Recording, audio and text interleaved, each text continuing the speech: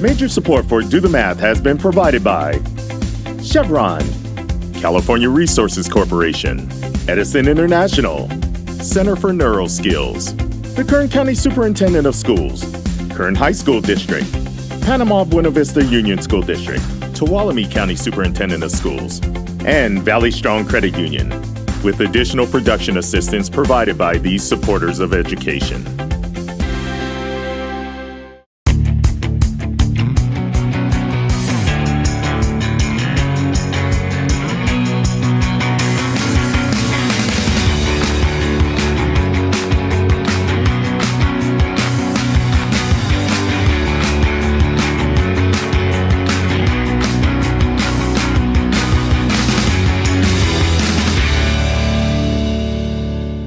Well, good afternoon and welcome to Do the Math. I'm Michael. I'm Cece. And I'm Benelli. For math homework help, call in Bakersfield 636-4357. Anywhere else, 1-866-636-6284. Email dothemath@kern.org. We're online at dothemathonline.net and on social media. Well, Benelli, thank you very much for taking care of that for us. And what grade are you in right now? I'm in 4th grade. How is 4th grade? Good. I think that you are so smart, and you gave those phone numbers, and you let kids know how they can get in contact with us for math help. Are you ready to go work on the phones and help kids when they call in? Yes. Ooh, there you go. See, I knew we had a new recruit right Very there. good. All right, so you're a seasoned veteran of Do the Math because you were here when you were in 3rd grade also. And you had enough fun that you were willing to come back and do it again in 4th grade, right? Yeah. Okay. So what kinds of things have you been doing in 4th grade that are brand new to you? Multiplying double digits and long division. And you like that stuff so far? Yeah. Okay. Is there anything that you know is going to be coming up that you're looking forward to? I don't know. It's just going to be a surprise, right? Yeah. Okay, because I didn't know if you had an older sister and she might be telling you kind of some of the things that might be happening or not, but you're just going to wait for it to happen, right? Yeah. Okay. How are you with time? Do you like to be on time? Are you usually early? Are you kind of late sometimes? Or are you always on time? I think I'm always on time. I think you're always on time too, right? So, yeah, I mean, you were here on time today, right? Yeah. So that's a good thing. How are you at telling time? If you see a regular clock, right, where the hands go around usually like you have in the classroom, are you good with that kind of a clock? Yeah. And are you good with a clock like this where it's a digital clock that's up there? Yeah. You're good with both of those. How are you with an hourglass where you turn it and the sand goes through? You're like, I don't know what you're talking about, huh, old man? How are you with a sundial? I don't know. I'm what only that kidding. is. There's lots. So anyway, are you ready to help me out with our social media problem of the day? Yes. Okay, because it has to do with time. So let's take a look at it together. So if you could, Benelli, please read that for us. If a bus departs a terminal every 2 hours and the first bus is scheduled for depart at 10:35, what time should the second bus depart? All right. So it's a lot of information up there. Right? We're at a bus station. The bus is going to leave the terminal every 2 hours. The first one leaves at 10:35. When would the next bus depart? Do you have an idea or how to figure that out? Sure. Okay. What do you think? Well, it says 10:35, so, and it also says 2 hours. So if you add 10 to 2, it'll give you 12, and then you can also add a 35. So I think the answer is C. So you think it's C, 12:35. Yeah. Why do you think A is up there, 10:35? Why do you think that's even an answer up there? Any idea? No. Maybe because it's written in the problem. Somebody may not understand what the problem is, and they go, well, I see 10:35, I'll just put 10:35. Make sense, kind of? Yeah. But you're like, I don't know why it would make sense, because it's asking me a totally different thing, right? So you think 12:35 is the correct answer? Yes. You're willing to bet on it? Yes. Oh, all right, let's let it ride. Benelli says C, 12:35. Hey, nice going. First problem all done. Pretty good, huh? All right. 636-4357 is that phone number. We do have phone tutors available most Tuesdays and Wednesdays. Time now for today's Math in the News.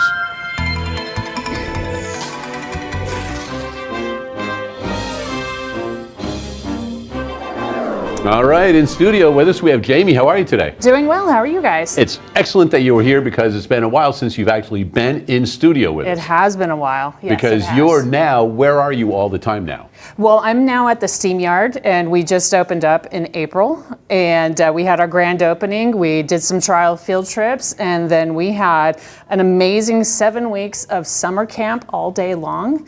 And since the school year started, we've been doing field trips and after-school programming, so we've been really busy. I was going to say you are busy, and I know that we are able to go over to the Steam Yard and we do our science challenges over there. Right. And I know that we've got a couple of teams. They all seem to do very well last time, and the points are accumulating, and I know Devin and those guys are looking forward to the next time they're over at the Steam Yard with you. And we're really excited on our next challenge. So we've got some great opportunities to add technology piece to our engineering project, so we're looking forward to next week. So should I let anything out about that, or should we just keep it a secret?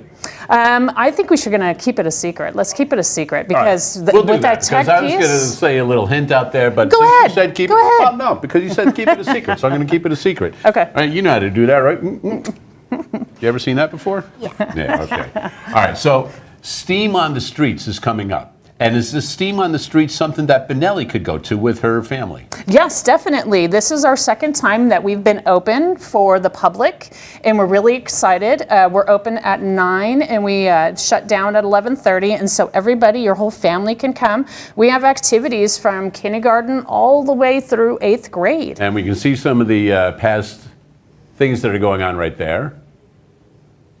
And where are they? I mean, they're out near the Steam Yard here, near KCSOS. So this is downtown at 17th Street at our city center. And so this year is our first year we're going to be able to have it at the Steam Yard. So we have a pumpkin patch where you can get free pumpkins if you've gone around and visited some of the activities. We've also borrowed some areas outside of the Steam Yard and some of the other KCSOS buildings. So we've got a lot of great activities. All right. Well, I know that you brought some books, so tell us a little bit about those first. So what we wanted to do is we want to promote literacy within STEAM itself. We, in our lab, we like to do activities or do engineering projects with them. So for example, we have counting sheep, and with counting sheep, you know, you read the story, the students will read the story, and then they'll find out that the little sheep can't get over the fence. So the counting sheep. Now, if I read this book, am I going to go to sleep? You might, but it might actually... For those of you a little older, will get the reference about counting Right. sheep and stuff. But we have an activity that goes along with this, correct? Right, so we at the Steam Yard have a lot of 3D printers, so we 3D print our products. So we have 3D printed some fences, we've 3D printed some sheep, and then we give the students a various tactile pieces where, you know, popsicle sticks or whatever we're doing that day to engineer how you're going to get that sheep over the actual fence.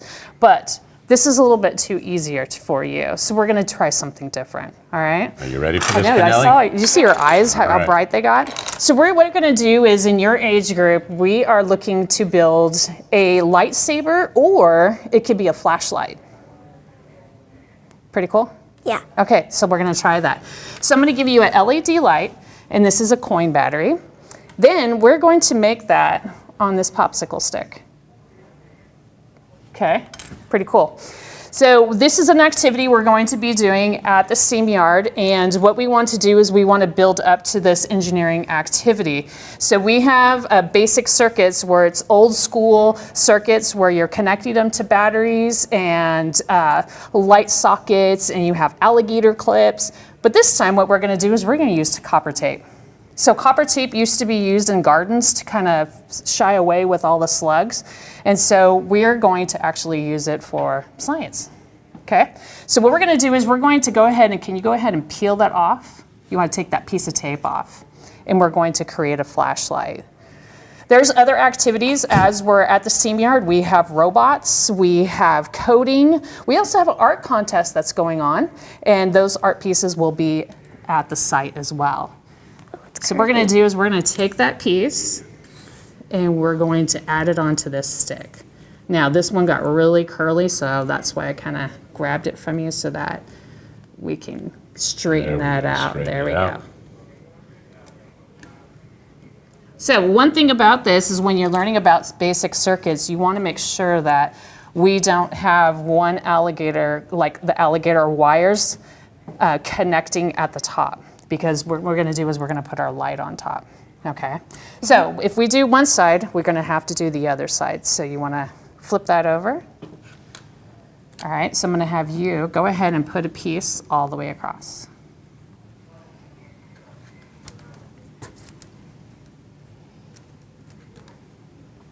So this is a third to fifth grade standard. If you want to peel that part off, and I'll help you. There you go. Put it down there.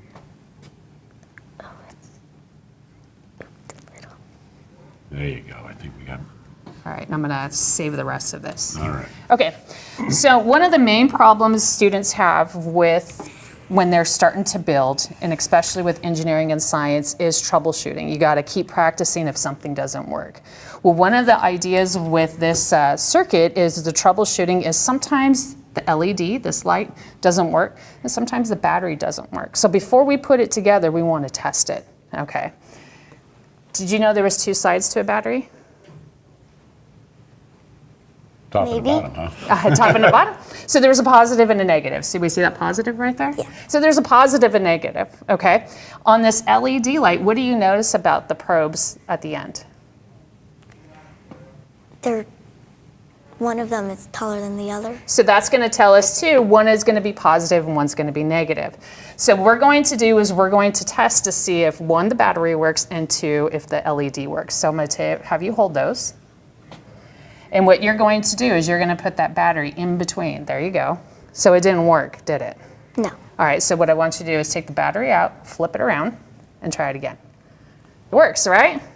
Perfect. So we know that this is great, and it's going to work if we get it right on the stick. All right, so let's try it. So go ahead and take your battery off.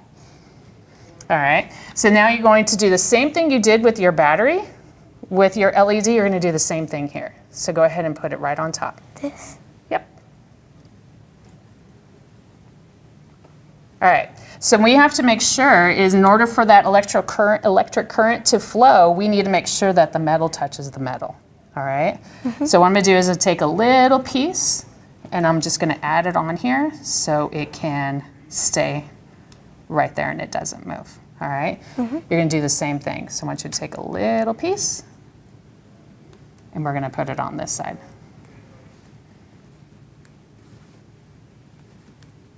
Perfect. All right, so now we got both sides going. So now we got to figure out how do we add a battery, right?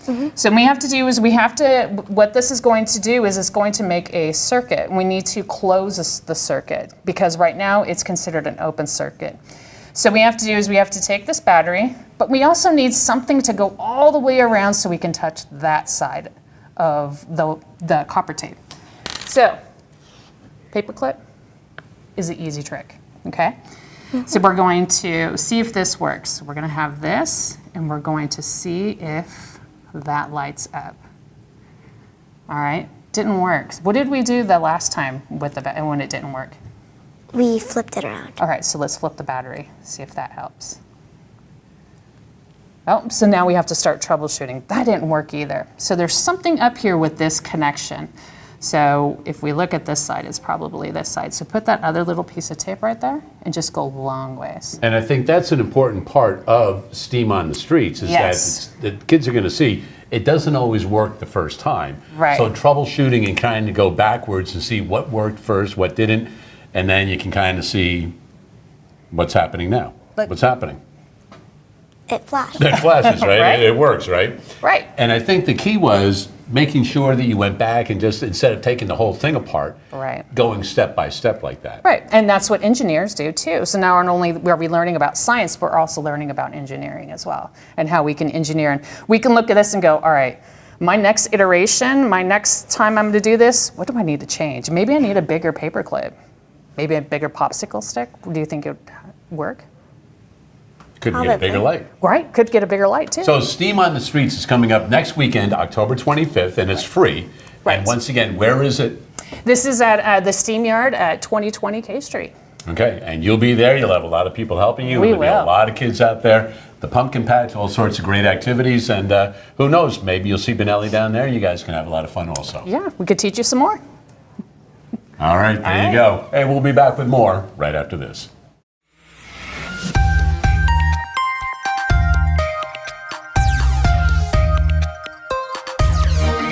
Our mathematician of the day is Galois, a French mathematician known as the father of modern group theory. And clock arithmetic is an example of what is called a group in mathematics. And there are a lot of different ways to tell time. A lot of us grew up, and there still are in use, clocks with clock faces in which you need to be able to tell the time looking at the hands on the clock. So we have two different problems down here. Dr. Smith prescribed some penicillin for Josh. He's supposed to take a dose every 6 hours.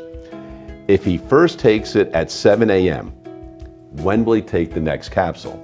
So if we're at 7 a.m., and we can see if we add 1 hour, it's now 8 o'clock, okay? So we add hours, we would be at 9, 10, 11, 12, and then there's a blank because the next hour would be 1 o'clock. We can see by adding the next hour, it's 2 o'clock. So if we're at 7 o'clock and we add 7 hours, it is now 2 o'clock. AM, PM, that's up to you, whatever you want to do. But if he has to take it every 6 hours, we know it's going to be in this column right here, which would be 1 o'clock. That would be the next time he takes the prescribed medicine. Jennifer's flying north to her grandmother's home for the holidays. Her plane leaves at 9 a.m., so we can see we're going to leave at 9 a.m., and the flight takes 7 hours. So we're going to go here, we're going to add 7 hours. So we can see that here we had 6 o'clock. If we just go back, 5 o'clock, 4 o'clock, and if you just think logically, you're leaving at 9 o'clock, you're going to get there in 7 hours. So in 1 hour, it's 10 o'clock, 11, 12, 1, 2, 3, 4 o'clock. So now the key is, if she leaves at 9 a.m., it's not 4 a.m., it's 4 p.m. So determining the use of this table, clock arithmetic, another one of the group theories that Galois was famous for, that is our mathematician of the day.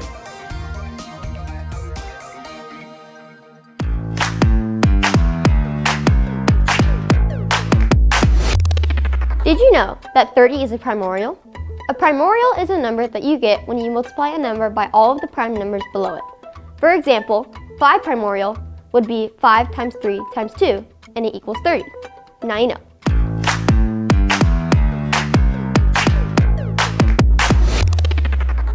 And thanks to Samuel for that. Primorials are quite a difficult thing for some people to get because sometimes they go, 5 primorial is all of the primes under 5, but then some people think it's the first 5 primes. Oh. So there's two different ways of looking at it. Okay. Anyway, Benelli is a 4th grade student and you're at Stockdale Elementary, correct? Yes. And your favorite number, I heard somebody say or something that you mentioned that 9 is a good number for you or whatever, right? Yeah. And why is that? I'm 9 years old. You're 9 years old. Well, why not? You know what? Mine's going to be a double-digit number, though. But you know what? What are you So is laughing mine, about? 11. 11 John, is everybody mine. laughing about It it. adds up to 9. Yeah. You take both of my digits and add them up, and it'll make 9. So I'll let you think about that. It could be 27. Easy with the back Sure it there. is. The guys are 90. Sure it is. Oh, easy now. I was going to go like 27 or something, 36 maybe. I don't know. Anyway, you ready to do a little work? Yes. All right, head on over to the board. You and Cece are going to complete a magic square. And the reason I wanted to do this is because there are 9 numbers. So what you have to do is you have to move those numbers, and they all move, so that any row going across adds up to 15. Any column going up and down will add up to 15. And when you go diagonally in either direction, it will add up to 15. Oh. So instead of you trying to figure out what they add up to, I'm just going to tell you they all add up to 15. Okay. All right? Go to it. Okay, I'm going to let you go to it. Where do you want to start? You want to start with low numbers or you want to start with high numbers? I'll start with the low numbers. Okay, all right. So where do you want to put a 1? I'll put it in the middle. Okay, can you I'm sure you, there we go. Oh, there you go. Cool. All right, so we need to add to 15. So what can we put maybe here to add to 15, and we'll see what happens there. A 9. Okay. So that gives me 1 plus 9 gives me 10. So okay, so what's my last box gonna be? 5. Okay, I like it. That's a start. Uh-oh. Uh-oh. Oh, So I think maybe Cece, instead of her trying to grab it, Well, I'm not grabbing it either.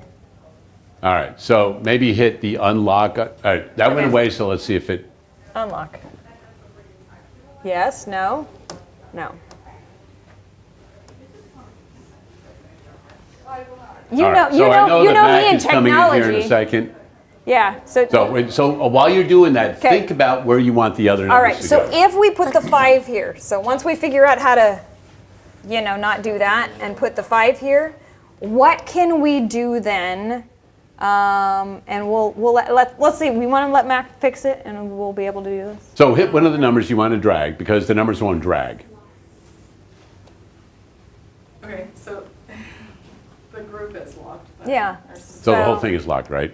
Do we need to reload and start again? Well, you can just write Miss them something in. else? Just right. Okay, okay. And then you can All erase right, okay. I like it. and then we can put a 7 here. You want a 7 there? Why are you thinking a 7? Because 5 plus 7 is 12, and maybe a 3 here, because And- okay, so- 12 plus 3 is 15. Okay, so we're kind of getting rid of all of those. Okay, so now we said 15. So I've got 7 plus 9 here though. What does that give me? 16. Oh, we've already gone over. That's not good. Maybe can we do that? So would you guys like a clue? What do you think? Do we want a clue or do we want to try it one more time before Let's we try get a it clue? one more One time. more All time. right, try it one more time. How do we feel about the 9 being in the middle? Okay, I think you're right. I think, oh, will it let us do that? That's nice. Okay. So maybe we don't put 9 in the middle. Do we want to put it in a corner or do you want to put it like on a different edge? I'll keep it in the corner. Okay, all right. Well, we can do that. And then we can try the 8 in the middle. You want to try an 8 in the middle? So you think the 8 won't have as many problems as the, Never mind. yeah, that's a problem. Okay, so what do we want to do? Maybe the 8 right here. You want to put an 8 right here? Okay, because then my 9 and my 8 are never going to end up meeting up. Okay, that's a good idea. We can put a. Now here's my question to you. With my 7, no matter where I put my 7 here, no matter where I put my 7 here, no matter where I put my 7 here, I'm going to be with my 9. So that's going to be a struggle because that's already going to be 16. What if we do this so that my 8 and my 9 never meet up? Interesting. What else are we thinking? Maybe a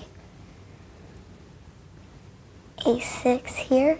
Okay, so if I put a 6 here, It will equal 14, and then we can move our yeah, 1 to but the my top. 9 and my 6 will already be 15 and I don't have a 0.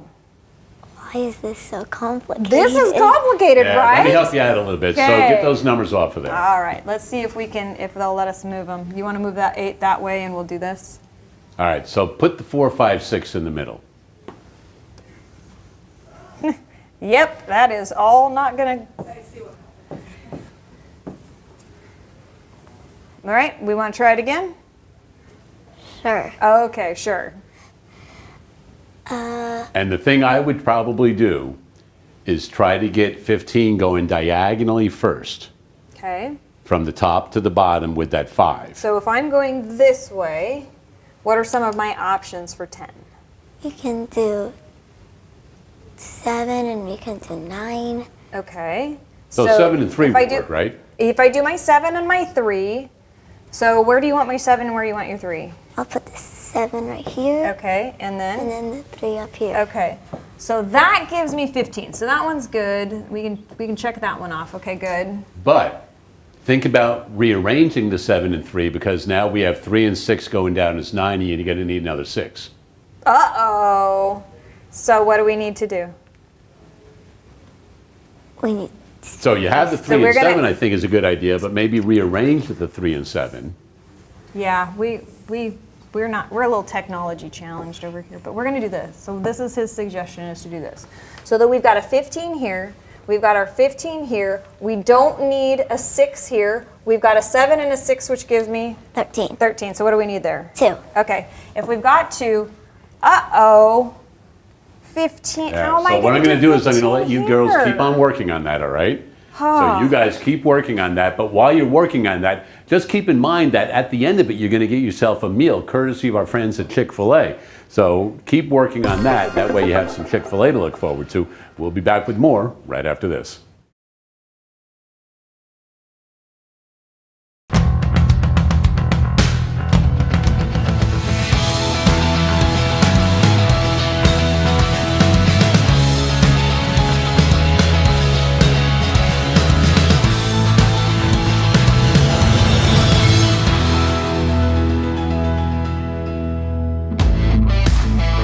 Hey, this season, math is still happening in the real world. It's everyone's favorite part of the show. We got to figure out what's going on here. So I brought my friend Corey to tell us about a super unique place that you may not even know exists here in Kern County. Corey, thanks for taking the time to be with us, man. Appreciate it. Tell me a little bit about what's going on here, what you do, and what this place is. It's Crimson, right? You guys are here at Crimson Plant 1. All right. Crimson Bakersfield Plant 1, Plant 2. Right. It's California's largest biodiesel plant. Okay.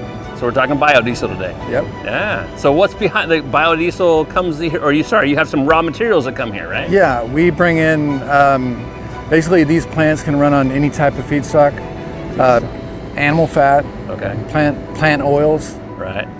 And then you take that material that probably nobody else wants. That's right. And you do something and make it into a product that people do want. What do you make it into? Diesel grade fuel. Gotcha. It's basically a biodegradable diesel fuel. Wow, that's amazing. So that process is something that everyone wants to hear because you're taking basically a waste product and making something productive out of it. That's right. Right? Yeah. So real quick, how does that work? It's maybe not a real quick topic. You want to make some biodiesel? Let's do it. Let's go make some biodiesel. Let's go. So let's go take a look at what the first process is, Okay. right? And then we'll kind of make it. Yeah, we'll stay on Plant 1, which is the original plant here at Crimson. Okay. And we do 22.8 million gallons out of that plant. So we got to see this place. Yeah, All you'll right. love it. Let's Okay, go. Let's sounds go pull a sample. Yeah, let's go Okay. pull a sample, see what's going on. Let's go. All right, Corey, so we're at the next process here, right? And I'm still a little bit interested in what's going on here, but we have a big truck behind us and it's full of, UCO, okay, which stands for used cooking oil. used cooking oil, right? And people probably don't want that still at the McDonald's, so they send it to you. Exactly. So, I mean, this could have came from the streets of Bakersfield. there you go. Isn't that a song? I don't That's right, that's right. And so we want to know what this stuff looks like, right? know. Tony, you want to grab a sample? And so probably not something we want to just drink right out of, right? But this is used cooking oil, already made some French fries or something. Yeah. They want to get rid of it, and then as an initial product, as a raw material for Feedstock, yeah. you can use that to make fuel. That's right. Right. He's going to pull a sample with what we call the sledge judge. Okay. And we're going to measure a few of the constituents that are in there, the impurities. We're going to measure MIU, which stands for moisture, insolubles, and unsaponifiables. And then we're also going to measure for sulfur Okay. and FFA. And so you want to know a little bit about material that's coming into this facility. We do, just to, if we need to adjust the recipe. Right. It's just like making cookies. Right. And so If we got higher FFA on a certain recipe, we could come out of the first reaction a little high on the free fatty acids and start making soaps. So we can easily start making soap rather than biodiesel. oh my gosh. So at least you have another option if the mix isn't exactly what you want it to be, right? There's another thing you can do with it, or Well, at least another byproduct. we like certain blends for certain seasons, basically. Okay. Seasonally, we have to hit a cloud point, and cloud point is basically when impurities basically start precipitating out of the biodiesel Oh, wow. and can foul fuel filters and. Right, right. So there really is a pretty long process, and knowing what goes into it, exactly the materials that you're getting, is going to adjust the recipe or the that's cooking right. process. Yeah, this is the first step. Right, right. So we're going to check and make sure the feedstock hits all the specs. yeah. We're going to take it out of the truck and put it in the feedstock farm. Okay, there so we go. not so appetizing, but there's some good stuff in there. Primo. And is this normally what it looks like, or could it be Oh different no, colors? it could look much worse. Okay. This is actually pretty good looking This is stuff. actually okay. Tony, good job. You got a good looking sample there. I appreciate that part. Because this plant, which is plant 1, it can only handle up to a certain level of degradation. It can only handle up to like say 12.5% FFA. Okay. So we're going to test this and make sure that it fits all those parameters. Gotcha. Let's do that. We know there's some more math to do back in the studio, but when we come back, we want to analyze this thing at the lab because you never know what might be in that stuff. Back to you in the studio, Mike. All right, thanks for that, Scott. Well, we've got quite a few guests in studio with us right now. We've got Mike, Kylia, and Zach. How is everybody? Great. Yeah. Nice to see you all. Thank you for coming in. We have the Civic Seal of Engagement that is going on, and that is something that the Kern County Superintendent of Schools is partnering with. And Zach, that's what your part is here. Yes. And then Kylia, you kind of, with a bunch of other students, came up with a problem, well, you saw a problem and you came up with a solution. And then you were one of the instructors helping the students with this at Chipman Junior High. That's correct. So Kylia, let's start with you because you are the brains behind this, you and the other students that were doing this. So what sparked the project that you guys came on? Like you guys saw a problem and then you figured you had to do something to solve it, right? Mm-hmm. So how did you get a group of kids together and go about this? I think we just introduced the idea, and then those who were interested and saw that this was an actual problem and wanted to take action decided to participate, and it turned out to be a really good team that works together well. Good. So this is something that KCS is involved in. So Zach, tell us a little bit about how this started and how other groups can get involved with it. Great. Well, she just said the key word, which is taking action. So we're part of a grant that we have that promotes the State Seal of Civic Engagement, available for high schoolers, but we also have a pathway available for middle schoolers. For students that want to take their learning beyond the classroom and take informed action, so things like going beyond the classroom, it's not just a worksheet, but something that's really involved in your community, something that really helps you shape your community for the better. Okay, and Mike, you're one of the instructors that helps out with this at Chipman. Yes. And what was your role? Because you kind of like are guiding the students, but it's not really your project, correct? Correct. Yeah, I guess I'm a curator. Okay. You know, I try and put information in front of the students and connect them to people in the community that are going to advise them or give them some ideas or make sure the project happens, like KCSOS. Okay, so you found out about this from KCSOS, right? Well, sort of. Okay. Yeah, we approached KCSOS for some help with a PSA and just. Okay, so that's what I wanted to get into next was the PSA. So let's take a look at what you guys did. So I think we've got some footage here, and let's take a look at it right now. So this is KCSOS helping out, kind of filming what you guys are doing, correct? And Kylia, who came up with who's going to be doing what? How did you guys come up with all of the different parts?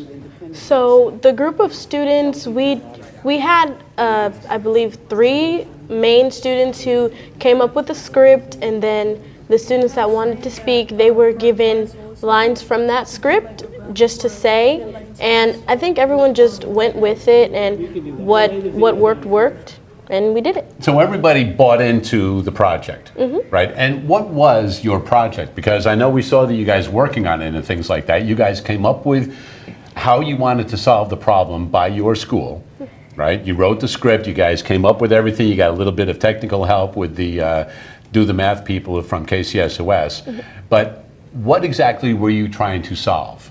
The goal or big idea of this project was to make our streets safer for the students, the staff, and just the community, and encourage them to walk or bike to their different locations. Okay, so Mike, you heard what the kids wanted to do. Right. So what was your role in this next? So, I mean, you're trying to guide them, the curator, kind of helping them along. And did you think this was something that was going to be doable, or did you kind of modify things for the kids?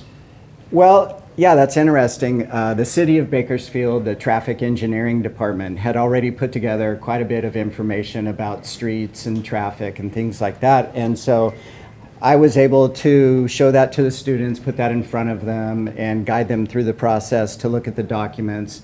And from there, they started to develop a PSA and just an outreach approach and a whole plan that included a budget and a funding source. So just a really deep analysis. And I think that's the great thing about this is that the students, you did everything, right? You and your team came up with everything. You wrote the script, you came up with the budget, you came up with the plan on how to solve this instead of just saying, hey, this is something that needs to be fixed. Here's how to fix it. That's what you presented to them, correct? Yes. So let's watch the PSA right now and see what you guys did. Math assignment we have today? I know, it's so difficult. It's so hard.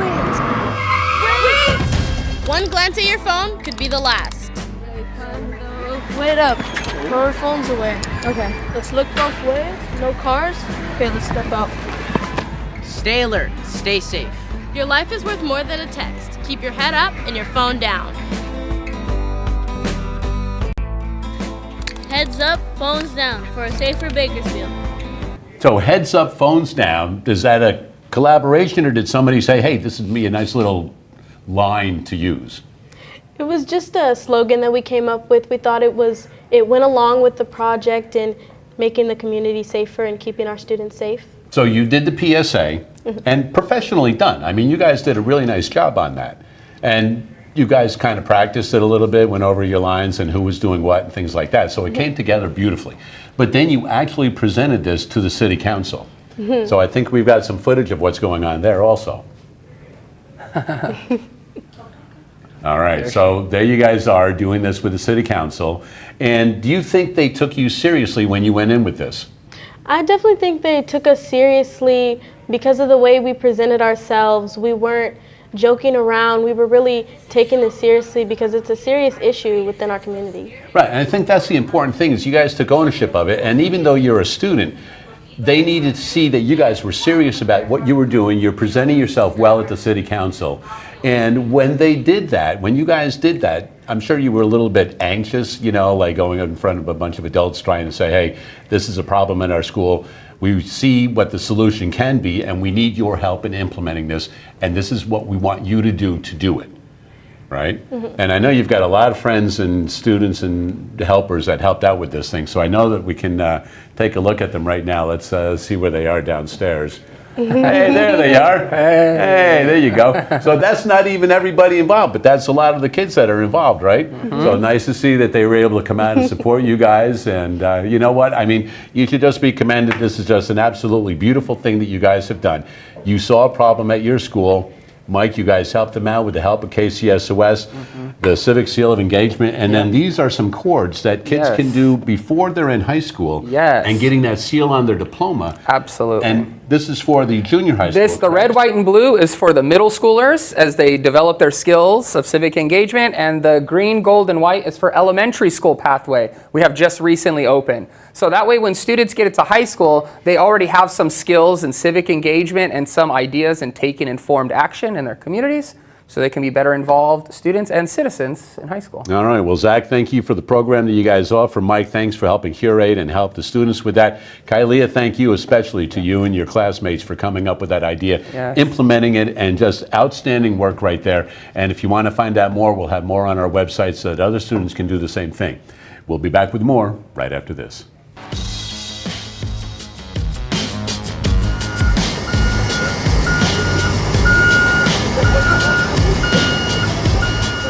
Hey, we still got some math in the real world happening, and of course, this beautiful product here is what we started with. We just dipped some out of the truck, right? And we want to know what happens and how they clean this stuff up. So I brought my friend Thomas. Thomas, thanks for taking the time with us. Hey, appreciate it, man. What happens in this place? Because it looks awfully official.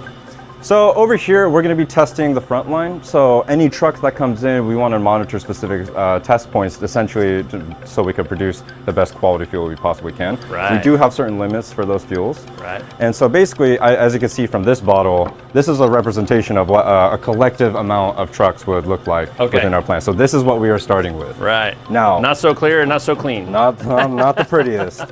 But when we actually do clean it up, it actually comes out to a nice little oil color with no water or no sediment. Right.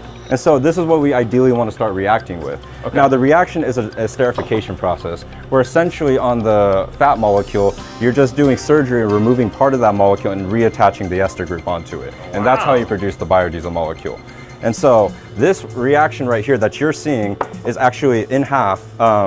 So the top layer will be distilled biodiesel and the bottom layer will be distilled glycerin. Oh, okay. And this is crude. This is before anything is cleaned up. So this is still rough in process reactions. Okay. Now, however, when we go throughout the reaction process, these are our final products. to where we have this nice clear biodiesel Yeah.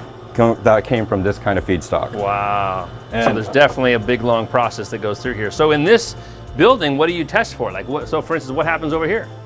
Actually, this isn't necessarily a test for like the main parts of the fuel. This Yeah. is actually a reactor system where we can test for specific feedstocks and just do a rough reaction to see how it would actually simulate in the plant. Oh, okay. I gotcha. That makes sense. All right. The test points that we would test for would be for the standard for ASTM D6751.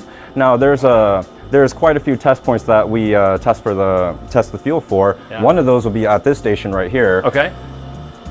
And what This happens over station here? right here is where we would test for cold soak filtration. Okay. Now, in cold weather climates, diesel can freeze, or Oh. biodiesel can freeze. So basically from that, we basically hold it in a cold hold and we warm it back up to make sure those cold impurities are still there, and then we filter it. What it's essentially doing is taking a fuel filter and simulating what a fuel filter would be in an engine. Right. And to see if the fuel will pass through the filter with no restrictions. Yeah, that And- totally makes sense. And you want to be able to conduct those tests here Yeah, before absolutely. it gets to the point where a vehicle is trying to run on that fuel and get stuck somewhere and they say, hey, it's this bad fuel, it doesn't do what we wanted to do. Yeah, absolutely. Yeah. We certify every lot before it even gets pushed to even be available to sold. Right, that totally makes sense. So a lot of testing going on here, a lot of figuring out what's happening as far as before it goes out the door. Yeah. What else? What else do we have over here? Because I know that we brought our friend Martha. Martha, what is going on in this area here? Because it looks awfully important as well. Yes, so this is actually the most important machine that we have here. Okay. And this one, well, I consider it one of the most important ones.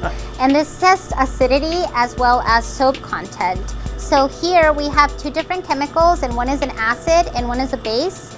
And the way that we titrate an acid, so what we do is we measure acid by doing titrating with the opposite. Right. And we'll titrate it with a base Okay. because the opposite of a base is an acid, and when you put them together, you get water and salt. Okay. And so it'll spit out a number that will give you an acidity.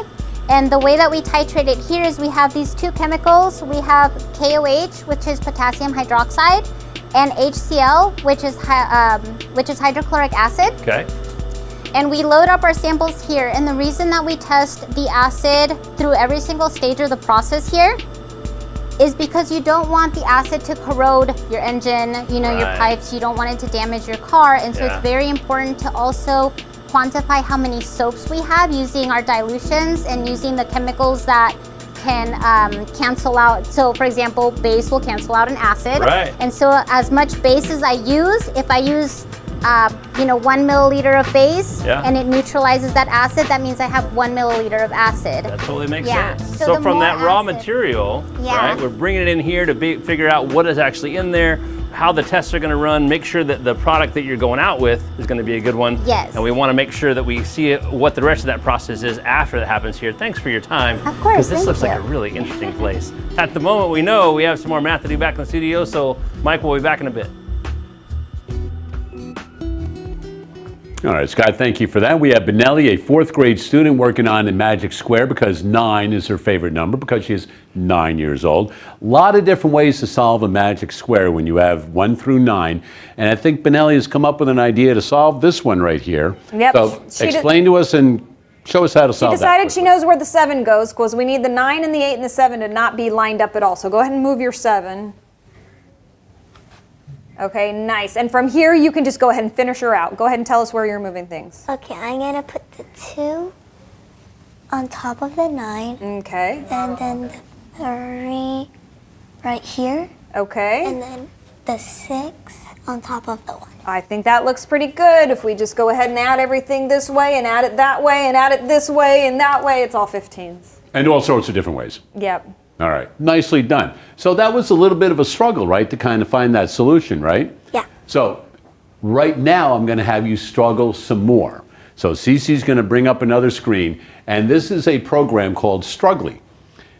And what do you think you have to do with it? Struggle. Yeah. Right, that's why it's called Struggly. There are no directions on what you have to do. You have to figure out what to do. But because we've been doing a lot of problems with time, we're going to do this one right now. Okay. All right? So rock around the clock there, Benelli. You and Okay. Cece go to it. Just kind of touch some things and see what happens, and we'll figure out what it is we're supposed to be doing. Oh, cool. Okay, nice, nice. All right. Now, keep in mind, I've never seen this either, so I don't know what to do. So let's just go ahead and we'll go around and see what happens. Maybe go all the way around once and see what happens. Ooh, interesting. Let's just press done and see if they tell us what they tell us about that. Oh, rotate around again. Okay, so try again.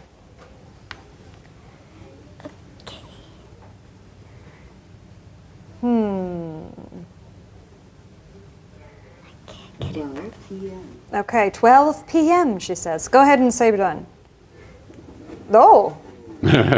But I'm not quite sure what we just did there, but apparently they liked it. So let's figure it out. So maybe instead of going all the way around. Oh, maybe we're trying to do this. There you go. Ah. So see if you can. Okay, so let's see what happens now. Go ahead and move your thing and see if we can't do this.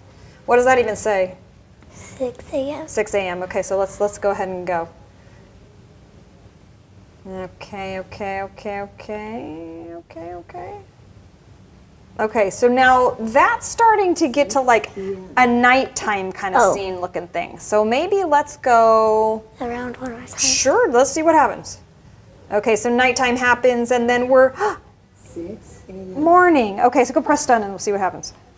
Hey. So you're going based on the background color, correct? Oh, there was the moon and a sun. Okay, right. So you're seeing those objects move. Okay, good. All right, I was just wondering what you were coming up. Okay, all right. So let's go ahead. See what you think. Okay, so my sun just set. My moon is rising. 8 p.m. Okay, I like it. Go ahead. We'll see. Says exquisite. Exquisite. Okay, do it again. Let's see what happens. 7 p.m. Okay. 8 p.m. Okay, so I think we got the hang of this one. I think we're doing pretty good. Go again. Let's see. I want to see where you're at as far as your levels go. Okay. So Go ahead. Go keep ahead. going there, We're gonna prove to him we know what we're doing. I say we. You. What? Okay. Okay. Let's see what this is. Okay, it liked us. Keep going. Why do you think they have the other numbers on there, Benelli, other than 1 through 12? Why do they have the 5 and the 10s and all that kind of stuff? It's 5 times every number.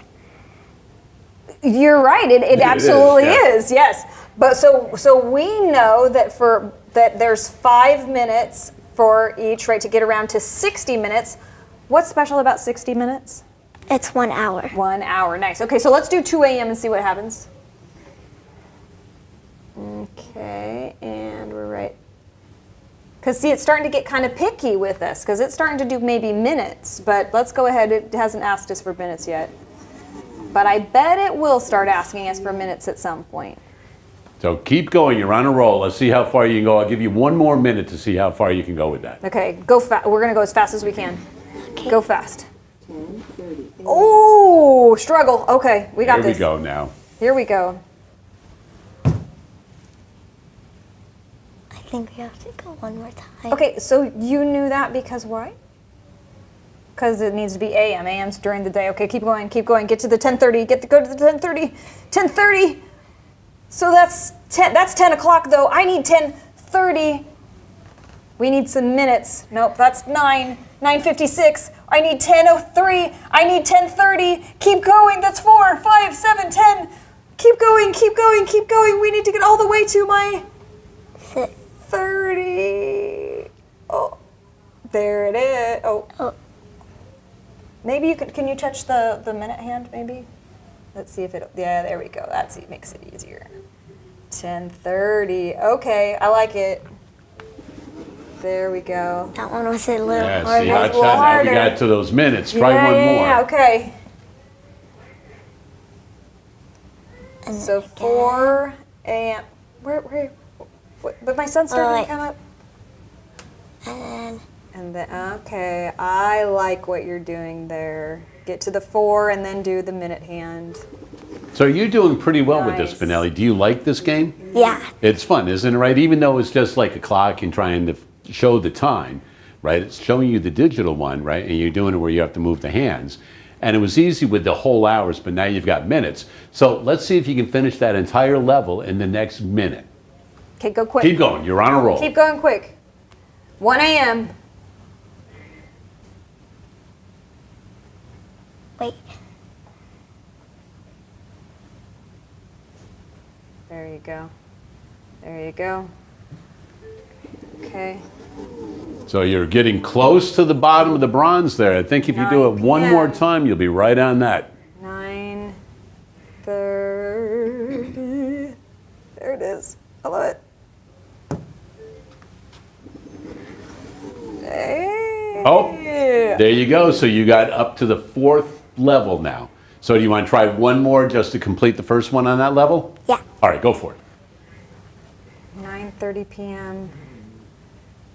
Sun sets. It's starting to get nighttime.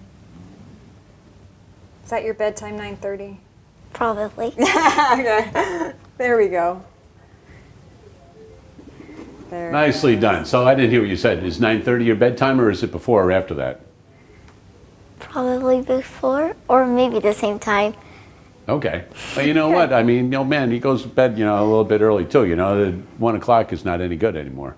So did you have fun with that? Yeah. So come on over here for a second, because I want to ask you some questions about that. So when you are in your classroom, what kind of a clock do you have in your classroom? Do you know what kind it is? It's Like the one with like the hands on it? yeah. Okay, so an analog, right? So that's what people would sometimes say is like an old-fashioned clock, right? And a lot of times, so the watch that CC has on is just like that, right? And I'm sure you've seen smartwatches where, see, mine is like that also, but it doesn't even have numbers on it, right? Just based on where the hands are, you can tell what time it is, right? So doing something like that helps you, and then also helps you with taking a look at it 2 different ways. But remember, struggling. If you could do that in class all the time, different kinds of games like that, would you like to do it? Yeah. All right, well, you know what? We'll see what we can do about getting that in your classroom sometime. We'll be back with more right after this.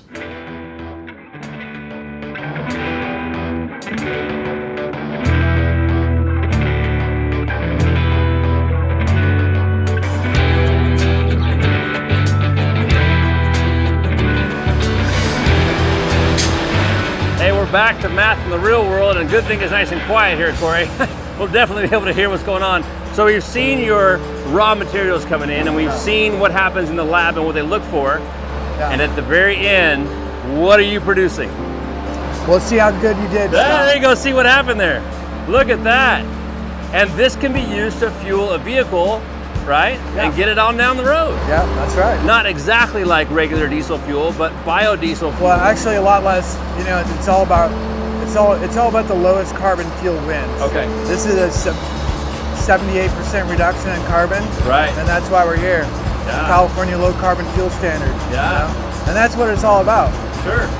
So, while we're in the process, we can talk about the last sample that we got. Sure. The last sample had a lot of stuff in it. Yeah. And then you were telling me earlier it goes to a storage area, but then you got to clean it, right? Yeah. So that it comes over here. Yeah. So that sample that we took. Yeah. We wanted to test for the impurities. It looked good. Yeah. So we sent it back to the tank farm. Okay. And now it just goes through the process. Okay. And this is what we call stage 1 and stage 2. Okay. And we're basically centrifugally using these disc centrifuges.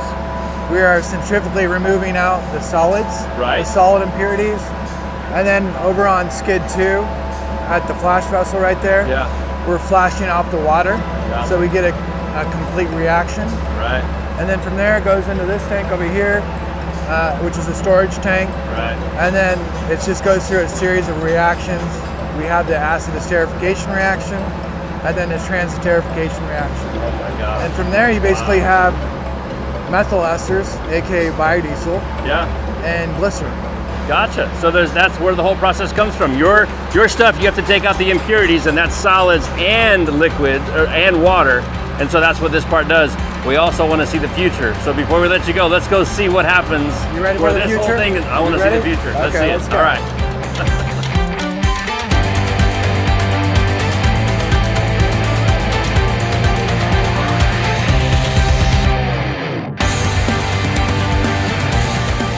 Well, Corey, here we are. We're at the top of the future, man. You made it. And the product is a little different than before, right? Yeah. Look at that. A little bit more clear, right? And it's like mountain spring water. This is what really you're shooting for in the end. Yeah. Right. This is what the new process is going to do. And that's what it's all about. Is just taking the most degraded feedstocks and turning it into highest grade fuel that we can, and also the lowest carbon. Yeah. And you use higher temperature and higher pressures to do that, right? Yeah. High Gosh. pressure, high temperature. I have learned so much today. Thanks for allowing us to be here today. We want to present you with the famous Do the Math tile. Maybe you can find a place in the plant for that somewhere. All right, love it. Thanks so much for allowing us to be here. Man, what an amazing place where they make some biodiesel and again, top of the future. You never know what you're going to learn on Do the Math. All kinds of things happening here, but we also know we got to wrap up back at the studio. So Mike, we'll head it back to you. All right, thank you, Scott. You never do know what you're going to learn here on Do the Math. A lot of things we learn every single Tuesday and Wednesday. Benelli, a fourth grade student, is in studio with us, and that was a pretty cool game on Struggly, right? Yeah. Rock around the clock? Mm-hmm. There you go. You ready for a little more work? Yeah. Head over to the board. Because I know earlier you said that in fourth grade you're working on double-digit multiplication. So I'll have Cece write the problem down for us, and then you're going to solve it. So Cece, let's go with our favorite number on Do the Math, 23. Okay. And Benelli, you're 9 years old, so what year were you born? 2016. So let's go with 16. So if you could please explain to Cece how to solve that problem. Okay, go ahead, go to it. I'm going to leave you to go and talk me through it and write on the board. So 3 times 6 is 18. So we'll put our 8 here and bring our 1 to the top. Fantastic. And 6 plus 2, 6 times 2 nice catch. is 12. Okay. And 12 plus 1 is 13. Beautiful. Now we're done with our 6, so we add a 0 under. Okay, good, because we're done with our ones place, right? Yeah. Good, okay. 1 times 3 is 3. And 1 times 2 is 2. Fantastic. Okay. Now we have to add our partial products. Perfect, okay. Our partial products, I like that, so fancy. So very professional. Okay, continue to, go ahead and add. So 8 plus 0 is 8, 3 plus 3 is 6, and 2 plus 1 is 2. Try that one more time. 2 plus 1 is? 3. There we go. Awesome. So our final answer is? 368. Lovely. Nicely done. So I'm glad that you were able to go through that and show Cece exactly how you work on those. And guess what? If you do a multiplication problem like that, do you know how many other ways there are to solve that? Yeah. How many? 3, I think. 3? I know there's at least 3 different ways that you could solve that. So what I want you to do sometime during the next year, think about at least 1, 2, or 3 different ways to solve that problem differently than the way you just did it. Sound like a deal? All right, come on over here real quick. You know what? We want to once again thank Chipman Junior High and the students for coming down to do the math today. There they are right there. Gave us a big wave, earning that Civic Seal of Engagement. That is awesome. They found a problem at their school. They came up with it on their own, how to solve that problem, presented it to the city council, and now we'll just wait and see if everything happens to fall into place and everything works out well with those guys. So you're now an ambassador for Do the Math. You know what that means? No. You have to inform other people about Do the Math. You can do that? Yeah. Are you a master of that? No. You haven't even tried it yet. Or do you already know about those? I already know about What them. is this? A Rubik's Cube. But this is a Do the Math Rubik's Cube. Don't you think it'll be a little bit easier? Maybe. Maybe, right? But you're going to struggle with it a little bit? Yeah. All right. So here's your LED light that you made earlier, right? Yeah. So remember, right? So that's yours. You hold on to that, right? There you go. So you can make it light up, right? So did you learn a little something today? Yeah. Good. Did you have fun today? Yes. That's the most important thing. Hey, until we meet again, continue to do the math.